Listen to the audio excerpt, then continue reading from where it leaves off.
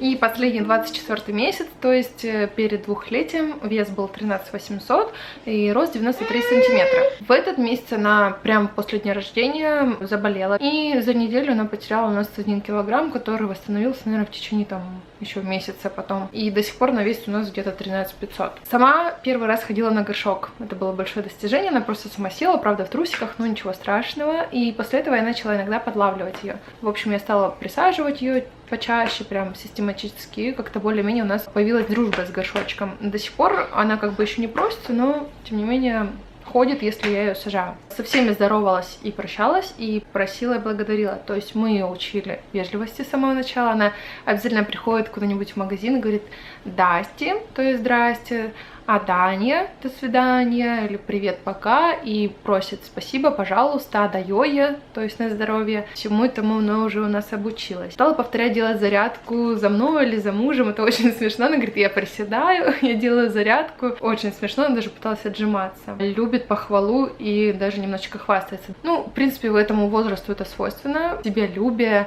она любит, когда ее хвалят, она обязательно ластится, такая старается показать, что она сделала хорошо. И вообще-то это правильно. У детей должна быть немножечко завышенная самооценка для того, чтобы в будущем им было проще находиться в социуме. Вредничает, если скучно. Но это вот у нас, в принципе, всегда. Если ребенку скучно, это, наверное, у всех, он начинает вредничать, капризничать и плохо себя вести. Жадничает, кусается, щипается. Но это у нас в основном вот с одним вот мальчиком вот этим было всегда. Если с ним они начнут ссориться, то это вообще они и кусаются, и щипаются, и дерутся. Это прям настоящие драки, они как кошка с собакой.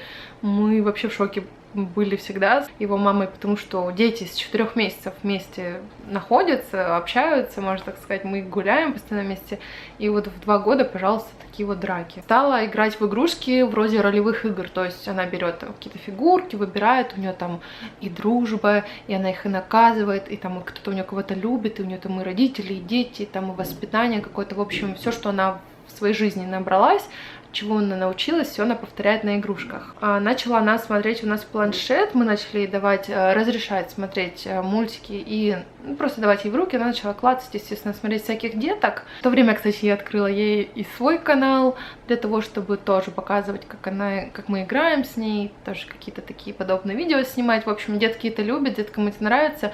Я не скажу, что это совсем уж плохо, если это все это дозировано и если следить за тем, что ребенок смотрит, потому что некоторые видео есть совсем дурацкие, то ребенок некоторому даже учится. Например, из мультиков она у нас многому научилась. Счет, цвета, буквы какие-то, вверх, вниз, большой, маленький, фигуры. Она все это повторяет, она все это схватывает. Мне бывает не настолько дать ей столько информации, я бывает не могу даже вот как-то ей так в игровой форме это все объяснить.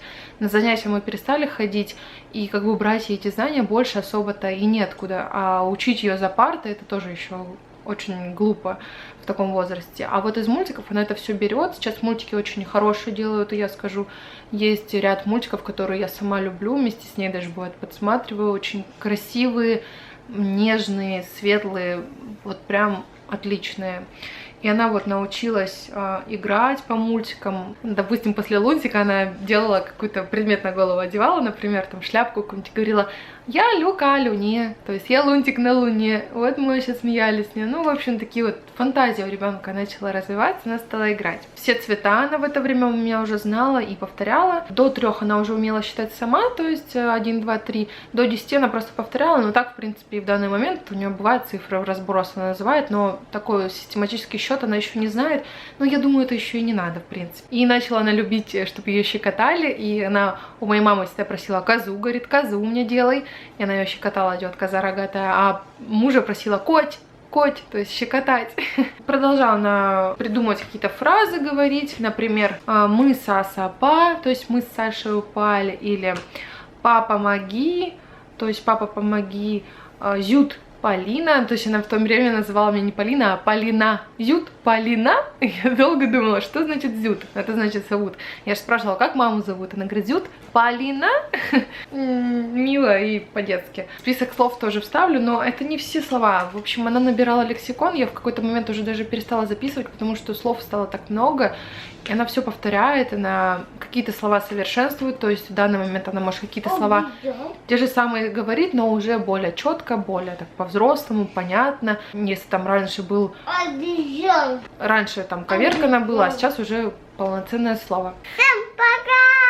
Все, на этом мы видео закончим. Я рассказала все, что вам хотела. Это было развитие моей дочки до 2 лет. Я даже не знаю, стоит ли дальше записывать. Мне кажется, это уже почти бессмысленно. Я уже давно ничего не записываю, потому что каждый день что-то происходит, что-то меняется. И уловить это все невозможно, и в одно видео записать тоже. Проще просто записывать фрагменты видео и наблюдать за ней там в каких-нибудь влогах. Я думаю, вы со мной согласитесь, поэтому, скорее всего, это будет последнее видео о развитии ребенка, именно вот такое, то, что я рассказываю все по полочкам. А потом будут просто влоги. Мама. Пока. Пока.